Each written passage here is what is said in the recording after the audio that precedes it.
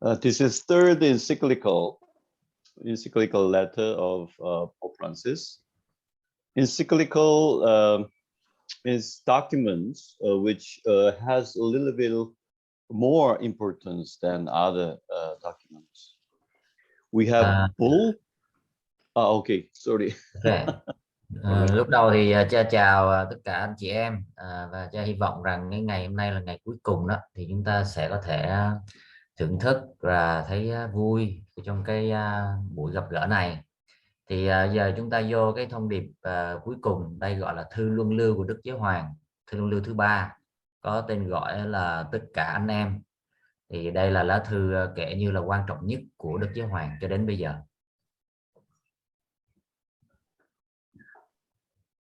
All right. So this encyclical not only restricted to the whole Catholics, but also all the people, all the brothers in the world. Thư luân lưu này không chỉ nói đến người Công giáo mà nói đến tất cả mọi người trên thế giới.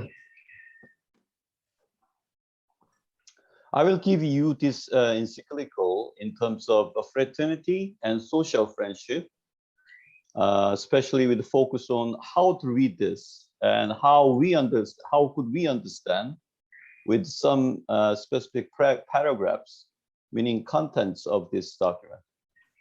Cái cách tiếp cận của Paul ở đây là nói đến là làm cách nào chúng ta đọc cái tài liệu này và những cái chìa khóa để đọc, đặc biệt nhấn vô một vài cái đoạn văn ở trong cái thư luân lưu này. Thì đây là thông điệp của Đức Thánh Cha về tình bằng hữu xã hội, tình bạn xã hội. Okay, let's go to first the background of this document. Fratelli Tutti, or All Brothers, has a historical background similar to Pope Pius XI's 40th anniversary, which is also encyclical, which reflect to what happened at the time of 1930s. Thư luân lưu của thư luân lưu này của Đức Giáo Hoàng Francisco đó thì có cùng một cái bối cảnh lịch sử giống như lá thư của Đức Giáo Hoàng Pio thứ 11 trong cái lễ kỷ niệm bô lần thứ 40 của Ngài năm 1931. The Pope Pius XI's documents called the 40th anniversary was published for the 40th anniversary of Pope Leo XIII's. The first document, Rerum Novarum, or New Things, 1981, which is officially regarded as the first social doctrine, or CST, in the Church. Cái văn kiện của Đức Giáo Hoàng Pio thứ 11 đó, nhân dịp lễ kỷ niệm lần thứ 40 của Ngài thì được xuất bản vào lễ kỷ niệm lần thứ 40 của Đức Giáo Hoàng Leo thứ 13. Ở trong đó là nói tới cái văn kiện đầu tiên đó là nói tới cái New Things, là những cái điều mới mẻ năm 1891 trước, mà sau đó được kể như là cái giáo thuyết xã hội đầu tiên của giáo hội. The 40th anniversary came almost immediately after Great Depression, or the great economic recession, a setback, happened in 1929 to the 40s in the world, which is in a situation of fascism in Italy, Mussolini, and Hitler's rush to power in Germany. Pius XI criticized both the free market capitalism and communism, and sought a third way based on traditional Catholic social teachings. Cái văn kiện của Đức Giáo Hoàng Pio thứ 11 đó thì nó ra đời gần như ngay sau khi cái cuộc đại khủng hoảng năm 1929. Thì trong hoàn cảnh của phát xít ở Ý, đó là Mussolini đó, về cái bàn tay sắt đó, và trong cái việc đang chạy theo quyền lực của Hitler ở Đức, thì Đức Giáo Hoàng Pio thứ 11 thì phê bình cả chủ nghĩa tư bản, tự do thị trường và kể cả cộng sản luôn. Và sau đó rồi Ngài đang đi tìm kiếm một cái con đường thứ ba ngoài hai con đường đó, dựa trên truyền thống của Công giáo về các cái giáo thuyết xã hội. The 40th anniversary is Pius XI's attempt to stop the bomb called World War II. The background and meaning of the documents and that of Fratelli Tutti are remarkably similar. Although it's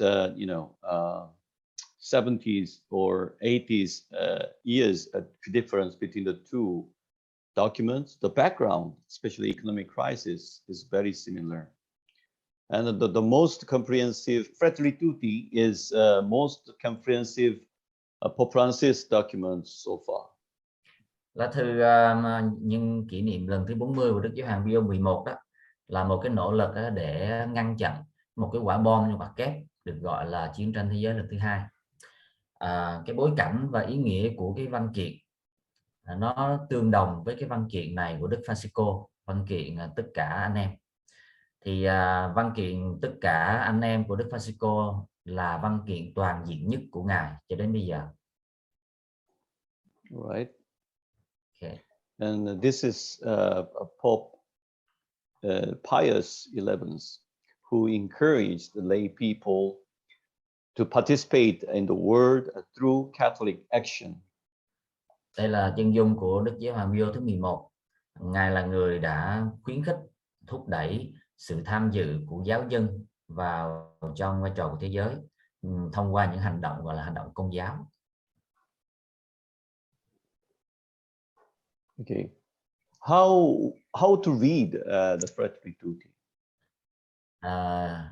Làm sao để đọc cái thư luân lưu này?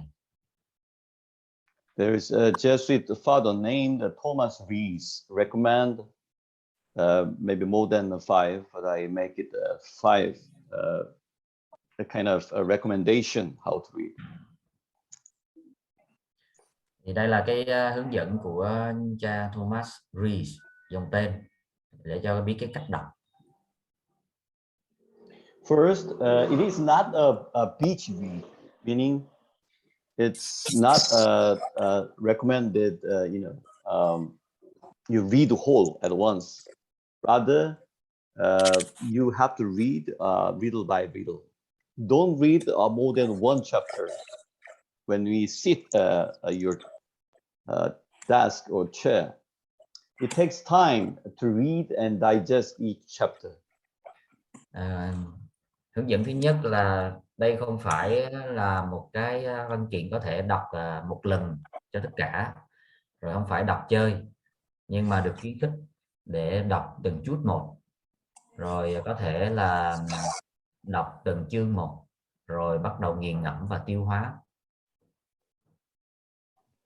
And much of the contents repeat what Francis has said before, meaning it repeats the previous documents from 2013 when Pope Francis escalated to the papacy, and up until now, which is why it is so familiar to the reader. The quotes account for a quarter of these documents, and much of the 288 footnotes are his own. Rất là nhiều phần ở trong cái văn kiện này thì là điều mà Đức Thánh Cha Francisco đã nói trước đây rồi, từ năm 1213 cho đến nay, thì nó tương đối là quen thuộc với độc giả. Thì cụ thể hơn thì trích dẫn nó chiếm hết 1/4 của văn kiện này rồi, và chiếm đa phần trong 288 cái cước chú là của Ngài từ trước đến nay.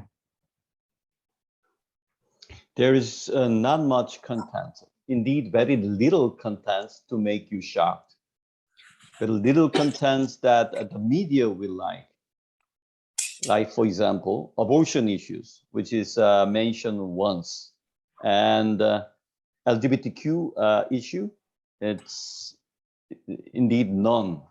And there are very few women related issue either, 3 times only. Văn kiện này không có thông tin gì gây sốc hết, và media thì sẽ không có thích nó lắm. Chẳng hạn như là việc phá thai chỉ được đề cập đến 1 lần thôi, rồi cũng chẳng có nói gì về cái cộng đồng LGBTQ hết, rồi chỉ nói một chút về những vấn đề liên quan đến phụ nữ thôi, là 3 lần. It is an assertion of value, focus on value rather than description of solution. Doesn't give a solution to the questions or crisis or whatever happening in this world. Focusing on attitude or values expressed in the words such as comfort, kindness, strength, and courage rather than programs for solution. Văn kiện này là một cái khẳng định về những cái giá trị, chứ nó không có đưa ra một cái chỉ định cho các giải pháp của vấn đề thế giới. Cụ thể là nó tập trung vào những cái thái độ hoặc là giá trị được diễn tả qua những cái từ ngữ như là một sự thông dong, rồi sự tử tế, rồi sức mạnh, can đảm, chứ nó không có đưa ra một cái chương trình để giải quyết vấn đề. Since Thomas Rees is American, so he put it in American, but this document is not only for Americans or Vietnamese or Koreans or Indians. It's as a whole, the Pope's vision of how mankind will respond to the demands of the 21st century, meaning it's a document for everyone in the world. Thomas Rees, người đề ra những cái cách đọc này đó thì là người Mỹ, rồi có vẻ như người ta có thể hiểu lầm văn kiện này chỉ cho người Mỹ thôi, nhưng thực tế văn kiện này là cho tất cả nhân loại để đáp lại cái đòi hỏi của thế kỷ 21 này. All right. So another way of reading this through Ubuntu. Ubuntu is a kind of wisdom of African tradition. Pope Francis' idea of everything is interconnected is linked to Ubuntu, or a wisdom tradition in South Africa. All brothers were influenced by Archbishop Desmond Tutu from Anglican Church and Nelson Mandela in South Africa. Ubuntu is Africa's humanistic philosophy based on the culture of sharing, interdependence, dialogue, and mutual encounters. I am because you are, or I am because we are. Đọc văn kiện này là phải đọc qua cái tinh thần của cái gọi là Ubuntu. Thì Đức Giáo Hoàng có cái ý nghĩ về là cái quan điểm mà mọi thứ đều có tương quan liên đới với nhau. Thì quan điểm này của Ngài là có nền tảng ở trong cái Ubuntu. Đây là một truyền thống khôn ngoan xuất phát từ Nam Phi. Văn kiện tất cả anh em đều bị ảnh hưởng bởi Đức Tổng giám mục Desmond Tutu và Nelson Mandela ở Nam Phi. Ubuntu là một cái triết lý về con người của châu Phi dựa trên cái văn hóa chia sẻ này, liên đới, rồi đối thoại và gặp gỡ lẫn nhau, với cái câu slogan của nó, câu khẩu hiệu đó là tôi là bởi vì anh là, hoặc là tôi là bởi vì chúng ta là. Nó có liên đới rồi. All right. Like this contents, he focused very much the line of Ubuntu. I read for you. Each of us is fully a person when we are part of a people. We are part of people. At the same time, there are no people without respect for the individuality of each person. People and person are relative terms. Number 182. Yeah. Đây đọc một cái số ở trong cái văn kiện nói rằng mỗi người chúng ta chỉ hoàn toàn là một con người khi chúng ta là một phần của một dân tộc nào đó. Cùng một lúc đó thì cũng không thể có một cái dân tộc nào cả nếu chúng ta không cái tôn trọng cái tính cá vị của mỗi con người. Thì dân tộc và mỗi cá nhân coi là những cái thuật ngữ nó có liên quan mật thiết với nhau. Right. Pope Francis focused on brotherhood, social fraternity, emphasizes the urgency of Ubuntu or interconnectedness in reality, a climate that does not respect and protect people, especially the poor, the disabled, the fetus, and the elderly, abandoned as useless beings. The new words are erected for self-preservation. The outside word cease to exist and leave only my word. Đức Giáo hoàng Francisco tập trung vào cái tình anh em, tập trung vào cái tình huynh đệ xã hội. Vì ngài tập trung như vậy thì ngài muốn nhấn mạnh vào cái sự cấp thiết của cái Ubuntu, có nghĩa là tập trung vào sự liên đới ở trong thực tế thực hành. Một cái bầu khí mà không có tôn trọng và bảo vệ con người, đặc biệt là không tôn trọng bảo vệ người nghèo, người bị bị gọi là bị làm cho mất cái khả năng đó, rồi những cái bào thai và những người già đó, thì cái bầu khí đó thì bị xem như là vô giá trị ở số 18 và 19. Rồi những cái bức tường mà được dựng nên để mà chỉ bảo vệ cho chính mình, rồi những cái thế giới bên ngoài đó thì những cái điều đó phải dừng lại ngay, phải rời bỏ thế giới của chúng ta. Okay. Ubuntu is the spirit of respect or leave the concept interconnectedness in reality. So Ubuntu is described or draw like Đây là this. cái biểu tượng đó, cái biểu tượng của Ubuntu thì nói tới cái tình liên đới. By African artist. Yeah. How about reading through Franciscan spirituality? Number one, the term Fratelli Tutti. It is a title, All Brother, is direct translation of Fratelli Tutti from a chant or song of Saint Francis Assisi.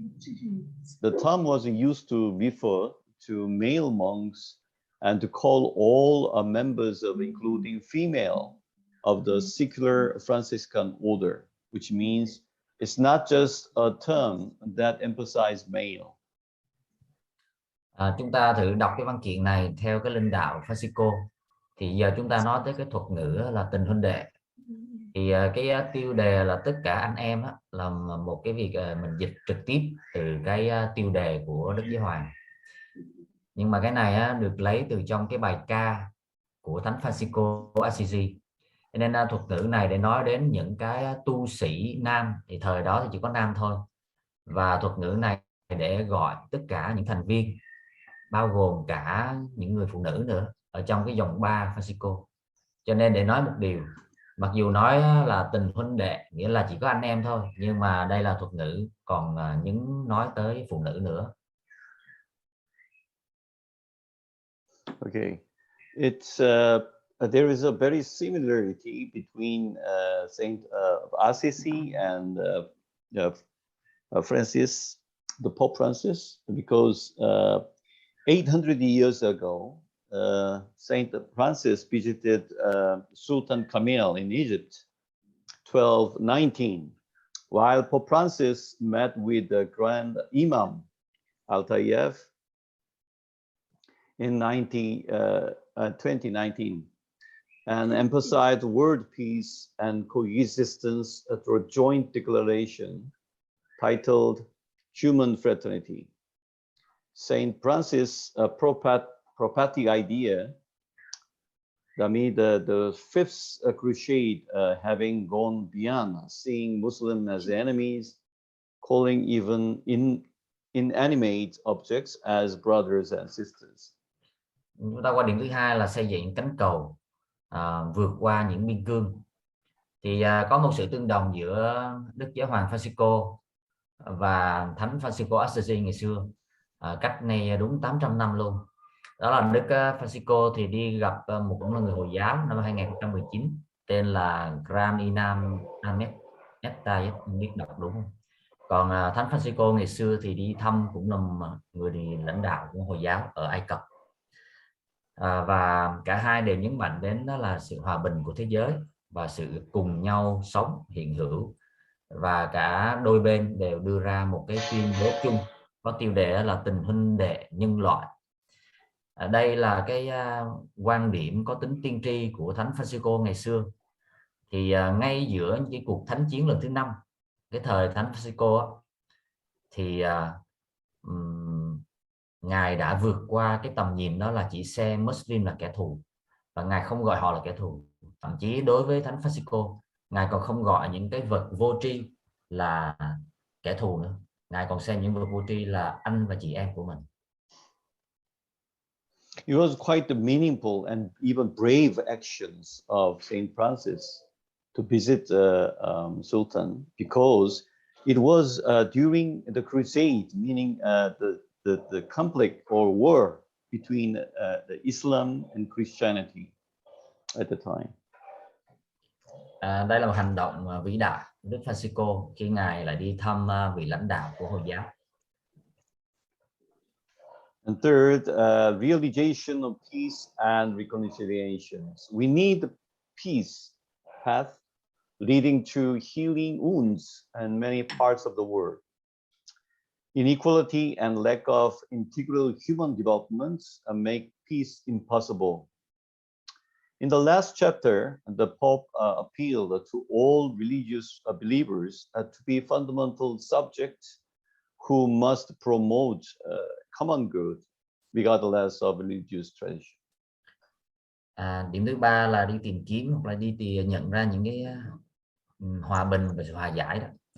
Thì số 225 là nói đến việc mà chúng ta cần sự hòa bình, những con đường hòa bình thông qua việc chữa lành những vết thương trong mọi phần mọi nơi trên thế giới. Rồi đưa ra nhận định là sự bất công và sự thiếu vắng đi những cái phát triển con người toàn diện đó thì khiến cho sự hòa bình nó trở nên là không thể đạt được, ở số 235. Và ở chương cuối cùng thì Đức Giáo Hoàng nó thỉnh cầu tất cả những tín hữu, mọi tín hữu và là những tác nhân là phải thúc đẩy cái công ích bất chấp là cái truyền thống tôn giáo nào. Okay. This is the scene of Pope Francis and Imam Al-Tayeb to sign the documents on a joint declaration on human fraternity in Abu Dhabi 2019. Đây là hình lưu niệm lại cái sự kiện mà đưa ra cái tuyên bố chung về tình bằng hữu nhân loại giữa Đức Giáo Hoàng và vị lãnh đạo của bên Hồi giáo. How about theological background of the documents? The Vatican II and the Latin America Church. The debate over the acceptance of Vatican II leads to Latin America's new and unique theological approach, like liberation theology, which is a new theological approach centered on the concrete reality of the peoples of Latin America, which was embodied at the Bishops' Conference of Latin America Wasallam in Medellin, Colombia in 1968. Giờ chúng ta nói đến bối cảnh thần học của văn kiện. Thì điểm đầu tiên là nói tới là Công đồng Vaticano thứ hai và Giáo hội châu Mỹ Latin. Thì cuộc tranh cãi về việc chấp nhận Công đồng Vaticano thứ hai hay không đó thì đã dẫn đến một cái lối tiếp cận thần học độc đáo và mới mẻ của châu Mỹ Latin. Đó là thần học tự do. Thần học tự do là một lối tiếp cận thần học mới mà chú tâm vào những cái thực tại cụ thể trong thế giới, và nhất là ở nơi con người của châu Mỹ Latin. Và nó được tượng trưng nơi, hoặc là nó được bày tỏ một cách rõ nét nhất nơi cái hội nghị của các giám mục ở châu Mỹ Latin, được gọi là CELAM. ở nơi một cái địa điểm gọi là Medellin, Colombia năm 1968. Okay. In the West, many people know, the liberation theology, which social political view-oriented theology is widely known, but a few, indeed a little people know Argentina's theology of people, which very much affected the Pope Francis and focus on the values, socio-cultural cultural trend also.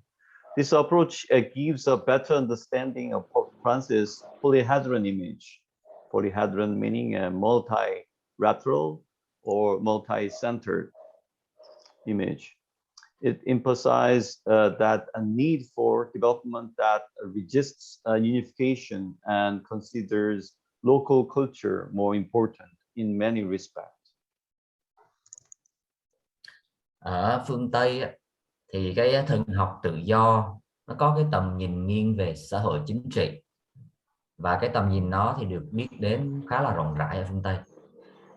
Tuy nhiên chỉ có một vài người là một vài thứ được biết đến nhiều ở thần học về con người ở Argentina mà thôi, mà ở nơi đó thì nó lại đề cao đến cái thiên hướng về là xã hội văn hóa chứ không phải xã hội chính trị.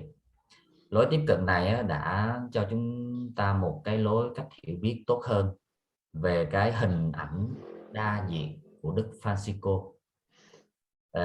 Lối tiếp cận này nhấn mạnh đến nhu cầu là của sự phát triển, mà đó là sự phát triển là phải chống lại cái sự đồng nhất tất cả, giống như toàn cầu hóa đó, và nó phải xem những cái văn hóa địa phương là quan trọng hơn trong rất là nhiều khía cạnh.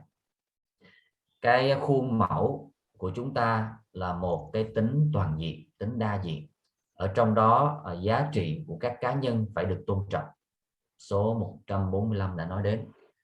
Thì thần học về con người, về các dân tộc phê bình không chỉ là một cái hệ thống kinh tế thống trị, mà còn phê bình luôn cả cái tư tưởng của thời đại ánh sáng, vốn là ẩn tàng nơi đó một cái ý muốn của thống trị, quyền lực và giành giật là sở hữu.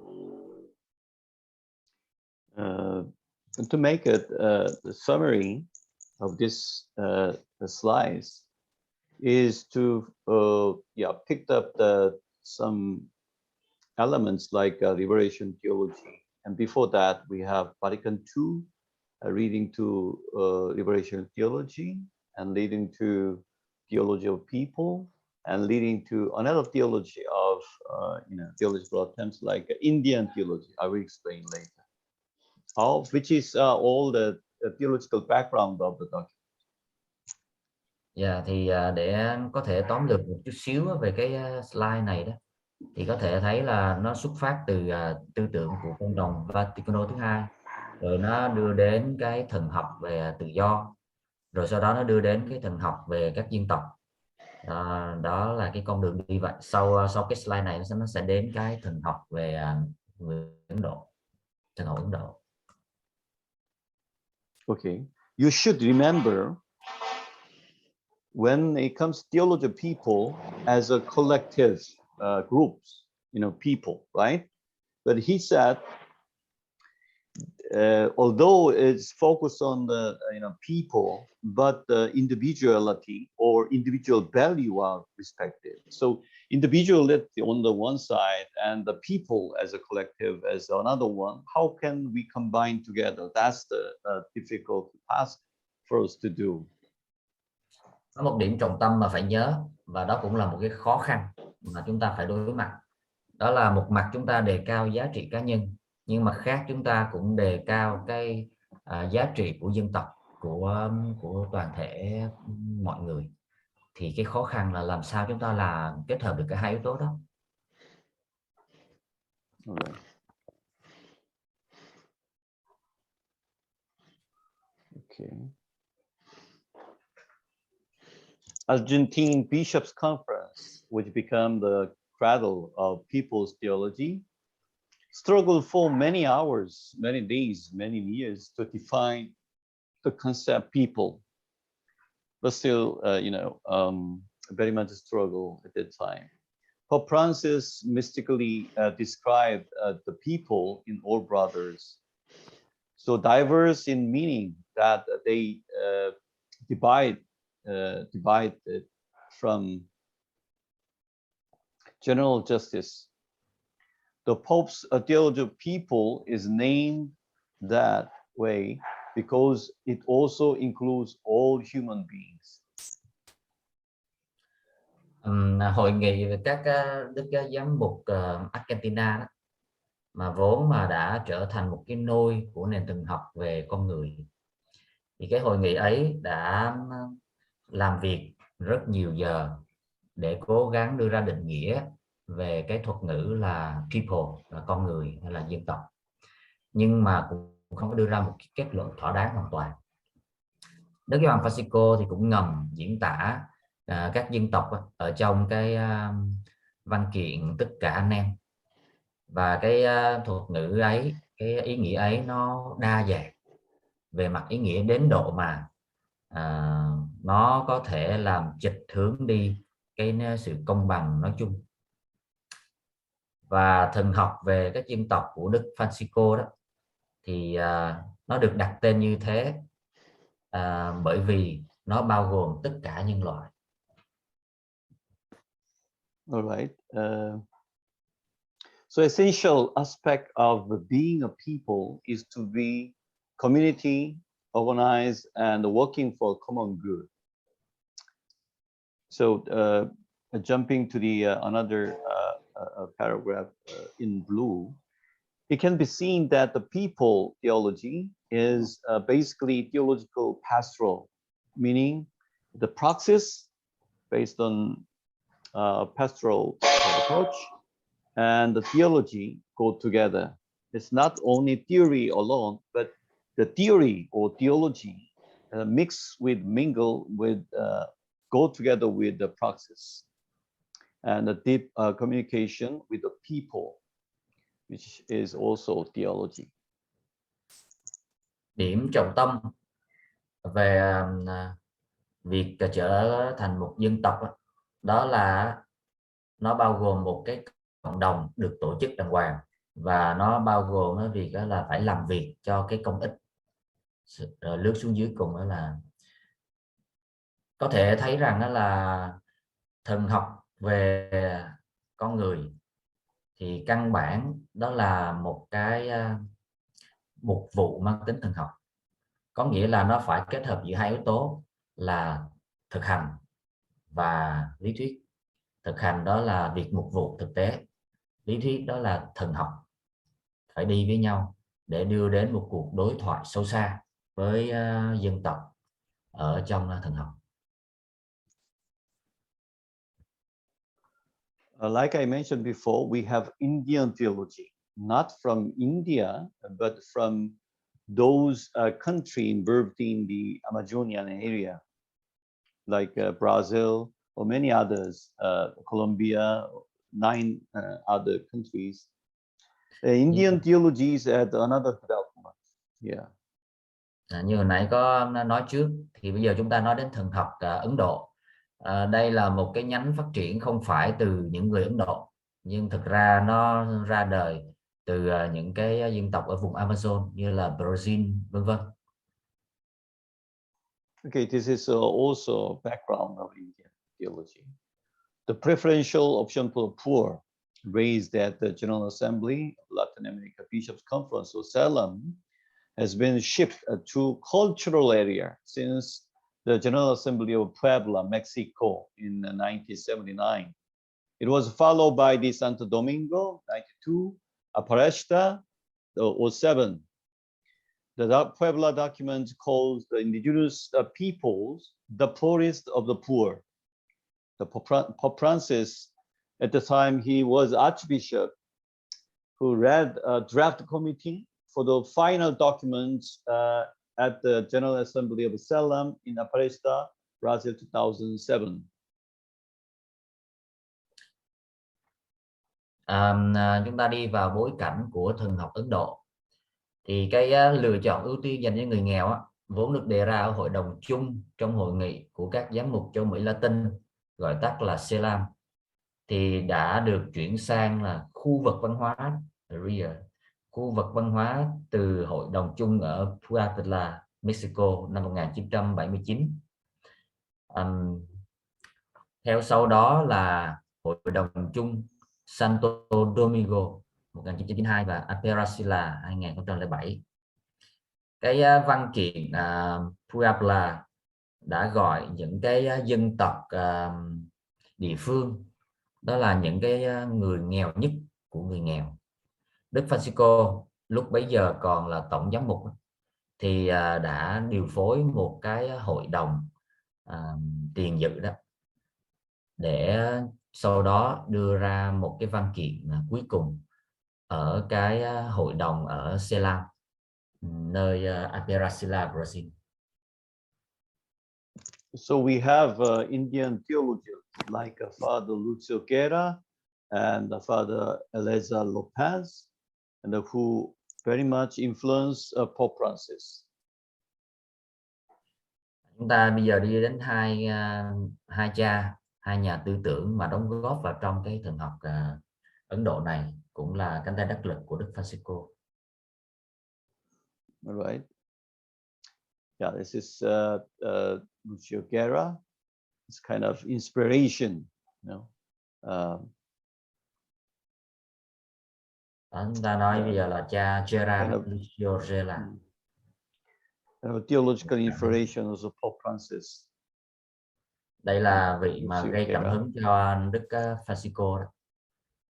And Father Paulo Sus, and he is the drafter of the Amazonian, synod, working documents, and the lineamenta and working documents, and many other, practical documents to help of Pope Francis, and also Lopez, and we have Ivan Wagua, who is also theologian from the tribal people themselves. Rồi ở dưới là cha Lopez, rồi bên tay phải dưới đó là cũng là cha Wanga, tất cả đều là thần học gia hết. Và đây là cái cuộc gặp, cái lúc những tấm hình này được chụp này, là những lúc mà đang họp bàn để đưa đến cái thượng hội đồng Amazon về gia đình đó. Yeah, they are all called Indian theologians. Tất cả những người này đều là những học gia đóng góp vô cái thần học Ấn Độ. Overview of chapter 1. This document comprehensively illustrated or explained the Fratelli friendship that extend throughout the planet in full harmony with Laudato Si. Fratelli Tutti emphasized the brotherly friendship to be available to politics, to mediate, to meet, build civil society, take care of it. By signing the Abu Dhabi documents or joint documents on human fraternity, the two leaders acknowledged each other as brothers and expressed a great interest in the world today. Chúng ta lướt qua cái chương 1 của cái văn kiện tất cả anh em. Cái văn kiện này diễn tả một cách rất là toàn diện về cái tình bằng hữu huynh đệ, mà nó được mở rộng ra cả cái tinh cầu của chúng ta, hành tinh của chúng ta, và nó rất là hòa hợp, thống nhất với lại cái thông điệp Laudato Si năm 2015.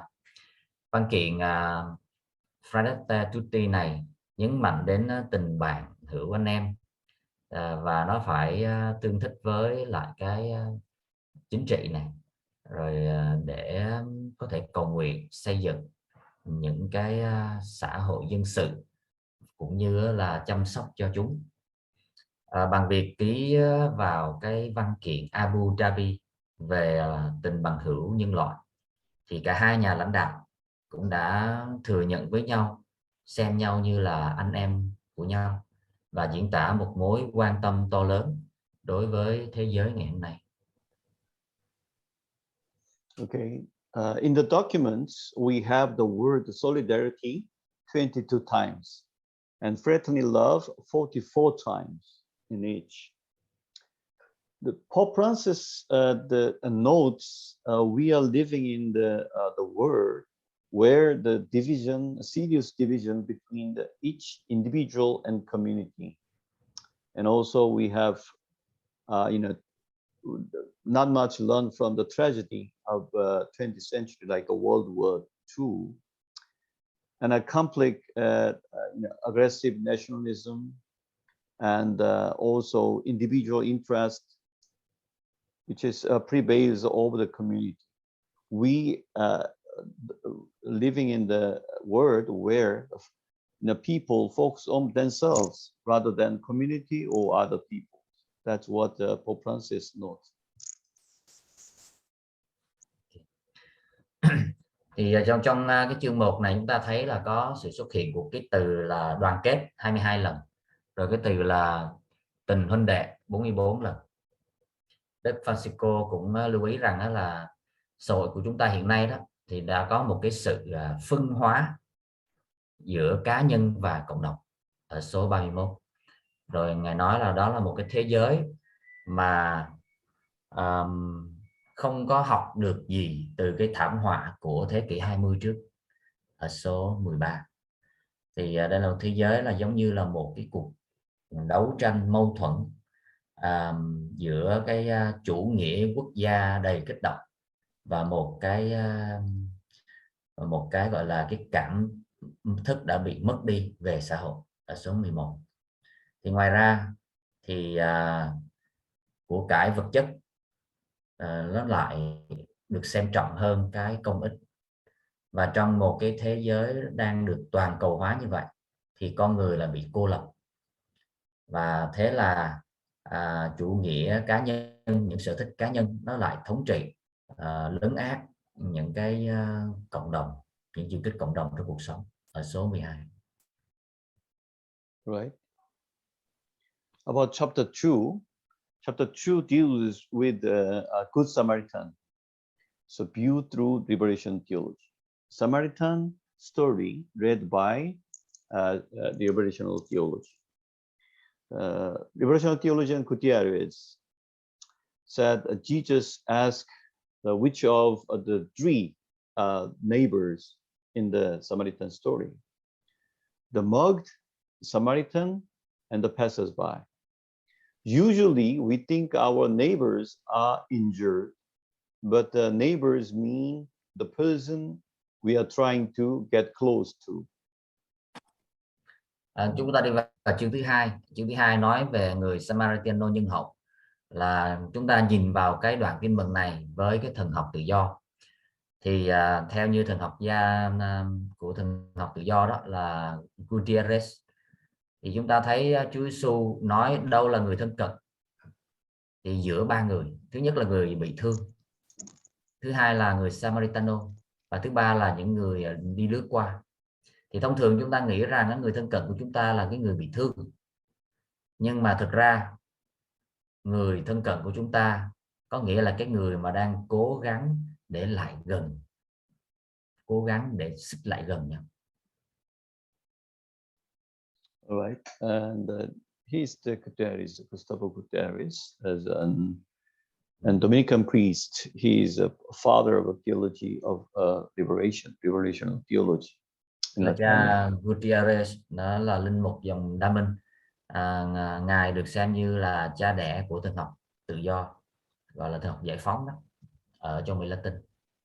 Yeah, this is his interpretation of a Samaritan, a good Samaritan in the Bible.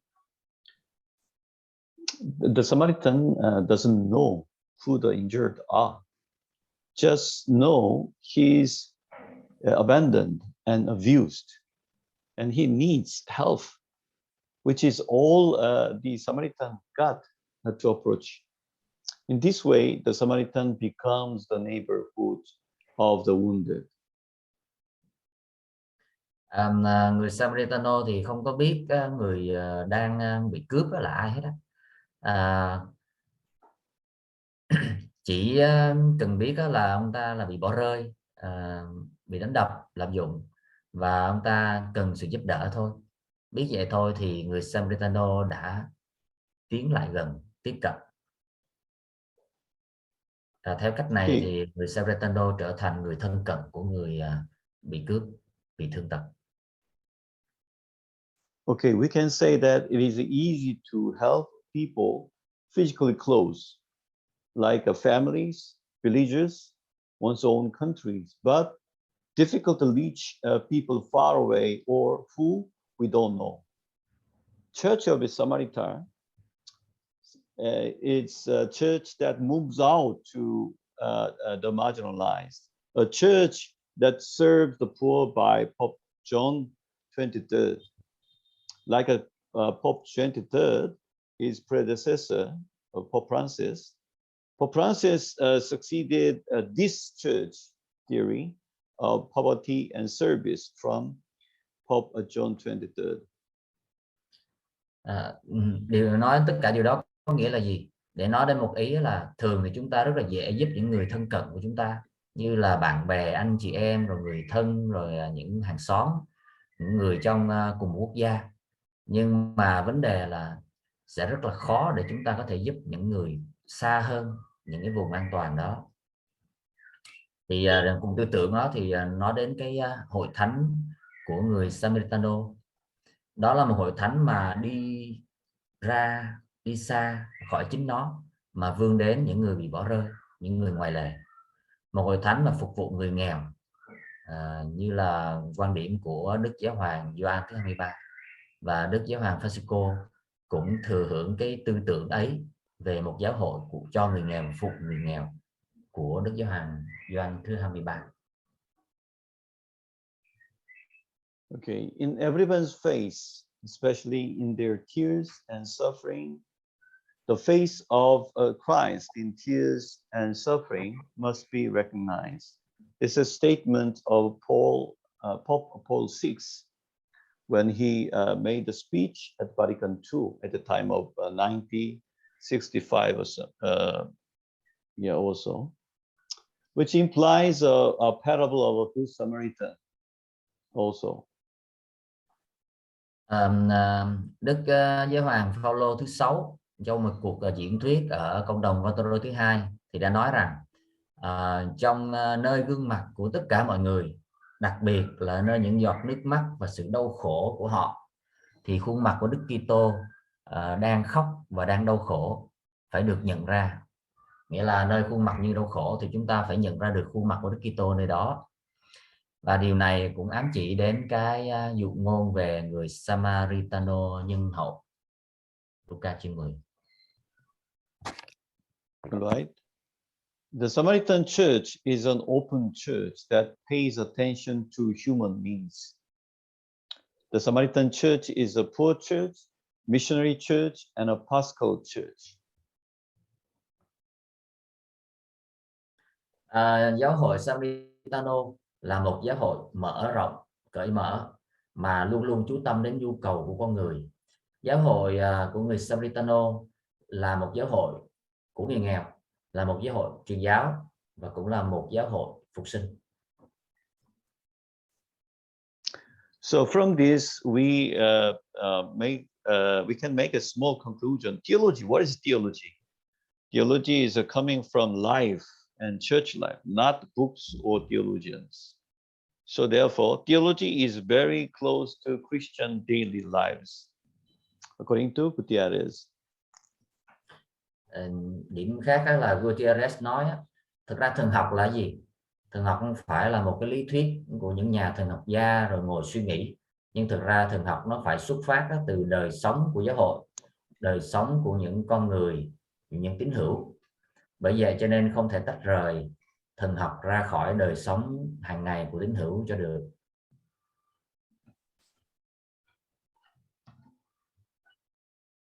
So before Pope Francis mentioned polyhedron. So what do you mean by polyhedron? Not the first Evangelii Gaudium 2013. Ở đây để giải thích đến cái thuật ngữ gọi là polyhedron, nghĩa là sự toàn diện hay là sự toàn phần, sự đa diện. In a number paragraph 236, he said, "Here our model is not the sphere, which is no greater than its parts, where every point is equidistant from the center, and there are no differences between them. Instead, it is a polyhedron, which reflects the convergence going together of all its parts, each of which preserves its distinctiveness. Pastoral and political activity alike seek to gather in this polyhedron the best of each. There is a place for the poor and their culture, their aspirations and their potential."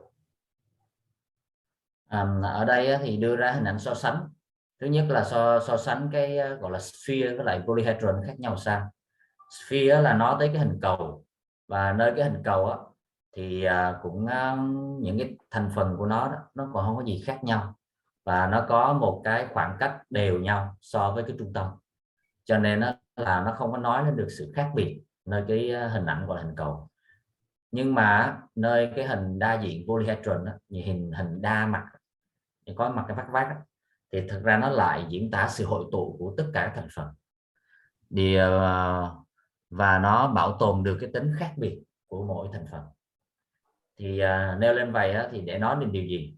Nghĩa là nói lên rằng hoạt động mục vụ cũng như chính trị thì đều phải vươn đến cả cái tốt nhất của từng cái một trong cái sự đa diện này, thì luôn luôn có chỗ cho người nghèo và văn hóa của họ, rồi cho khát vọng và tiềm năng của họ, chứ không có loại bỏ tính cá biệt của mỗi thành phần. Right.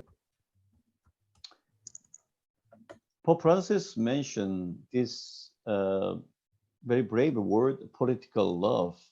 Very strange, isn't it? We have love in family, in love in friendship, but the political love is very unusual or unfamiliar term to us. Quan điểm tiếp theo là nói tới cái tình yêu chính trị. Thì cái từ này nghe nó rất là lạ. Chúng ta hay nói tới tình yêu thân hữu, tình yêu bạn bè, nhưng mà ở đây nói tới một cái thuật ngữ là tình yêu có tính chính trị. He said, for whereas individuals can help others in need, when they join together in initiating social process of fraternity and justice for all, they enter the field of charity at its most vast, namely political charity. This entails working for a social and political order whose soul is social charity. Ở số 180 thì Đức Francisco có nói đến là chúng ta thì mỗi cá nhân thường hay giúp đỡ những cái nhu cầu của nhau, nhưng mà khi mà chúng ta cùng nhau đi vào một cái cơ chế xã hội, một cái tiến trình xã hội, và giúp nhau để phục vụ cho tình huynh đệ và công bằng cho tất cả mọi người ở trong xã hội đó, thì thực ra chúng ta đã đi vào cái lãnh địa của lòng bác ái ở mức rộng lớn nhất của nó. Thì Ngài gọi đây đó là cái lòng bác ái chính trị, cái tình yêu chính trị. Điều này nó theo kèm những cái hoạt động cho những cái trật tự chính trị, những cái cơ chế chính trị và xã hội, mà linh hồn của những cơ chế đó lại chính là lòng bác ái xã hội. Okay. Every commitment inspired by the Church's social doctrine is derived from charity. Charity means love, right? This means acknowledging that love overflowing with the small gestures of mutual care is also civic and political. Now we have love is civic and political, yeah? And it makes itself felt in every action that seeks to build a better world. For this reason, charity finds expression not only in close and intimate relationship, but also in macro relationship, social, economic, and political. Mỗi một cái dấn thân được lấy cảm hứng từ cái học thuyết xã hội của giáo hội đó thì đều được lấy từ lòng bác ái, thì đó là một cái nền tảng.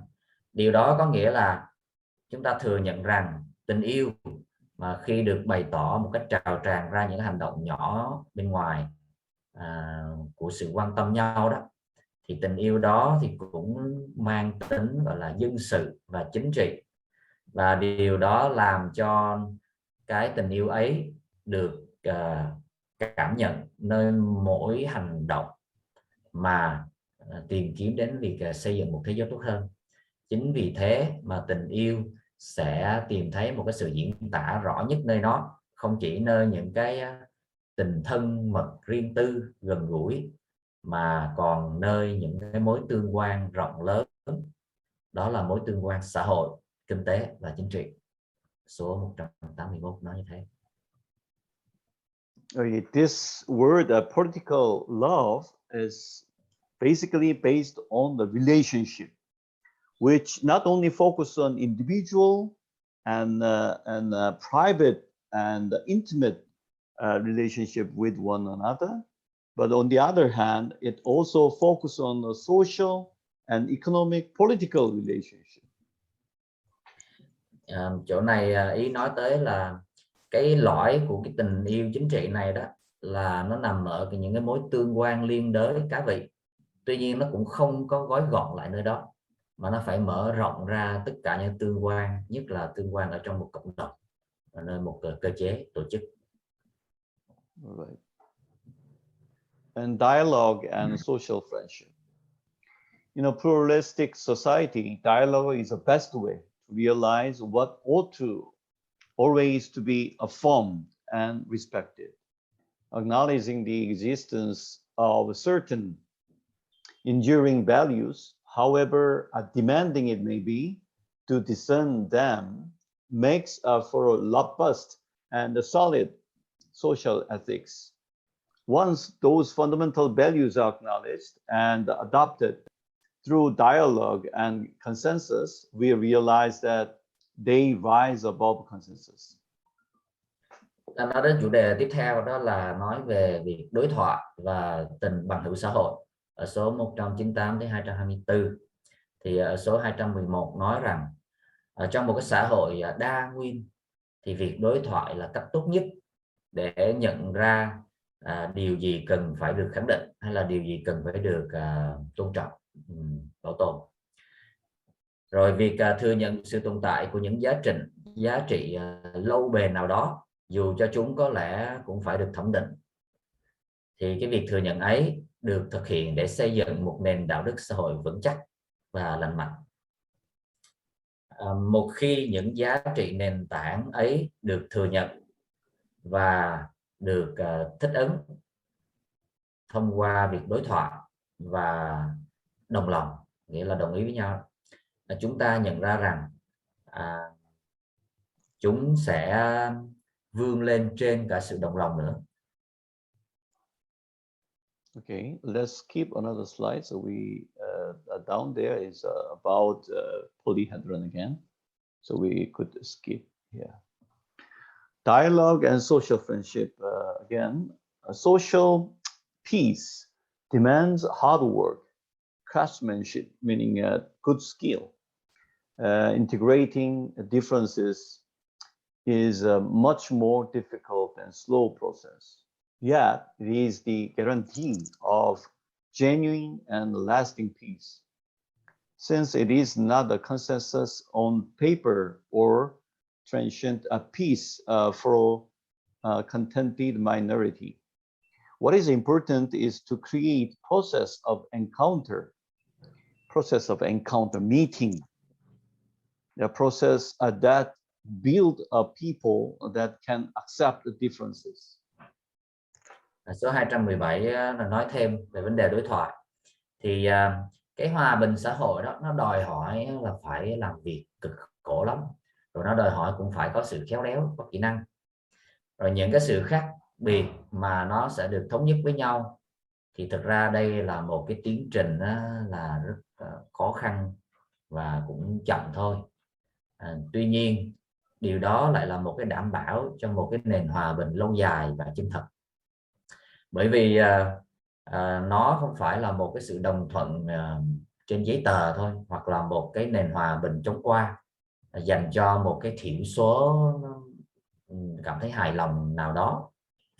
Điều quan trọng là phải tạo ra được những cái tiến trình của những cuộc gặp gỡ, những tiến trình mà xây dựng được con người mà có khả năng chấp nhận những khác biệt. Okay. Then here is the key word is difference. How we could appreciate difference based on the cultures and religions. We are all Catholic here, but if we have some people from Muslim community or other religious tradition, it will be very difficult to understand and also even live with. That's a key point in the postmodern world, the difference and diversity and so on and so forth. Cái thách đố chúng ta đang gặp phải ở đây đó là việc chúng ta cần phải chấp nhận những khác biệt, đặc biệt khi chúng ta là những tín hữu Công giáo, thì làm sao để chúng ta chấp nhận những cái tôn giáo khác, những văn hóa khác, mà không chỉ là chấp nhận mà chúng ta còn phải sống với sự khác biệt đó nữa. Thì đây là một cái ý tưởng mà sẽ gây ra thách đố cho đời sống của chúng ta. Like for example, next paragraph, we have indigenous peoples here who are not opposed to progress, but their idea of progress is different notion of progress. So intolerance and lack of respect for indigenous popular culture is a form of violence grounded in a cold and a judgmental way of viewing them. So no authentic, profound and enduring change is possible unless it starts from the different cultures, particularly those of the poor. Một ví dụ tiêu biểu đó là thử nhìn vô những cái dân bản địa đó, thì ra những dân tộc bản địa thì không có nằm ngoài cái sự cái tiến trình đó. Tuy nhiên cái tiến trình của họ là một khái niệm khác. Sự bất khoan dung và thiếu tôn trọng với con người bản địa là một hình thức bạo lực được đặt nền trên một lối nhìn lãnh đạm và thành kiến về họ. Cho nên sẽ không có một cái sự thay đổi chân thực nào cả, không có sự thay đổi sâu xa và lâu dài nào xảy ra cho đến khi sự thay đổi phải bắt đầu từ những văn hóa khác nhau, từ sự chấp nhận những cái văn hóa của người nghèo. All right. And we have forgiveness, war, and peace. Jesus never promoted violence or intolerance. The gospel tells us to forgive 70 times 7. Matthew 18:22. Chúng ta nói đến điểm tiếp theo là sự tha thứ, rồi chiến tranh và hòa bình. Thì số 238 nói là Chúa Giêsu không bao giờ cổ động cho bạo lực hay là sự bất bao dung. Tin mừng nói với chúng ta là hãy tha thứ 70 lần 7, như Matthew 18:2 nói. But when we reflect upon forgiveness, peace, and social harmony, we also encounter jarring or difficult or confused saying of Christ, who said, "Do not think that I have come to bring peace to the earth. I have not come to bring peace, but a sword. For I have come to set a man against his father, and a daughter against her mother, and a daughter-in-law against her mother-in-law."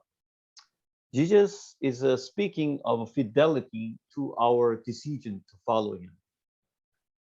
We are not to be ashamed of that decision. Christ's words do not encourage us to seek conflict, but simply to endure it when it inevitably comes. Last, defense is a defense to others.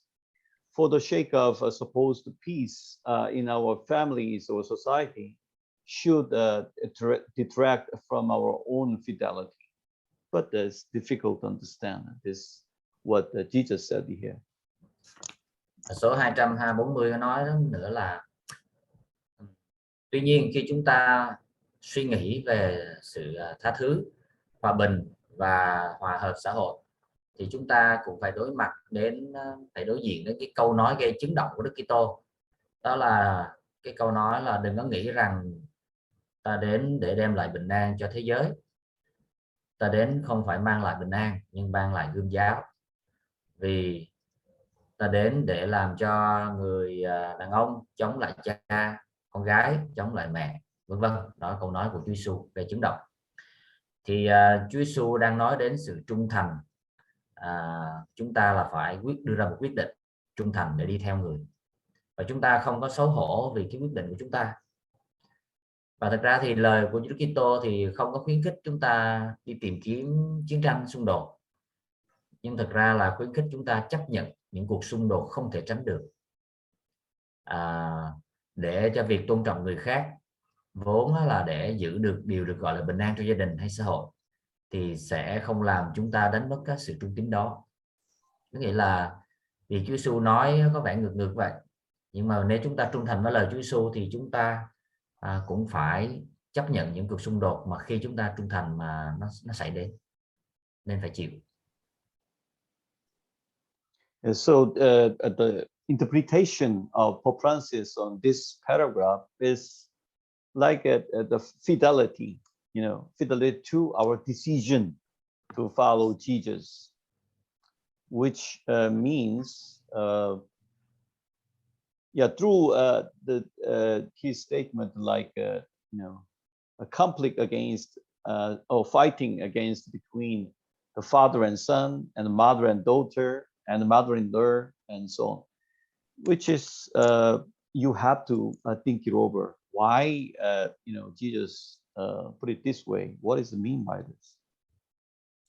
Ở đây điểm nhấn là nói đến sự việc chúng ta trung thành với lời của Đức Kitô, trung thành đi theo người. Thì cái mà điều chúng ta phải suy nghĩ nhiều là tại sao Chúa Giêsu lại nói đến việc mà con trai chống lại cha, con gái chống lại mẹ. Thì chúng ta trung thành theo người thì nghĩa là gì? Thì chúng ta phải xây dựng hòa bình, mà cũng phải trung thành theo câu nói đó nghĩa là gì? Phải suy nghĩ. Right. And the war can easily be chosen by invoking all sort of allegedly humanitarian, defensive, or precautionary excuses, and even restoring to the manipulation of information. In recent decades, every single word has been ostensibly justified. The Catechism of the Catholic Church speaks of a possibility of legitimate defense by means of military force, which involves demonstrating that certain rigorous conditions of moral legitimacy have been met. Yet, it is easy to fail into overly broad interpretation of this potential right. It is very difficult to nowadays to invoke the rational criteria elaborated in earlier centuries and speak of possibility of just war. Số 258 này nói đến là thì người ta dễ dàng chọn chiến tranh lắm, và có thể che đậy bằng đủ thứ lý do hết, như nhân đạo hay tự vệ, phòng vệ, và thậm chí người ta cũng thao túng cả truyền thông. Trong những thập kỷ gần đây, mọi cuộc chiến tranh thì đều tự nhận nó là chính đáng hết. Còn sách giáo lý hội thánh Công giáo thì để nói về việc dùng sức mạnh quân sự để tự vệ cái chính đáng thì cũng ổn, nhưng mà phải giả định với là phải chứng minh được là phải đáp ứng những cái điều kiện chặt chẽ liên quan tới tính chính đáng về mặt luân lý của nó. Nói thì nói vậy, nhưng mà người ta rất là dễ rơi vào cái việc giải thích quá rộng về cái quyền tự vệ này. Người ta rất khó để dựa vào các tiêu chí hữu lý đã được suy nghĩ thấu đáo trong các thế kỷ trước để nói về khả năng gây ra một cuộc chiến tranh chính đáng. Here, the key word is the war or just war. Think about war is just, could be justified. Pope Francis said no, no more, because just war theory is not is no longer valid. That's what Pope Francis focused here. Ở đây Đức Francisco muốn nhấn mạnh vô là chiến tranh và những cái gọi là chiến tranh chính đáng.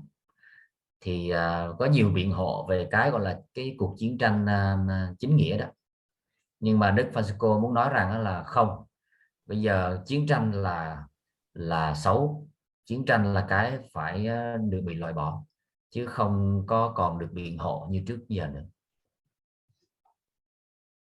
Okay. Now we have just a peace rather than just a war.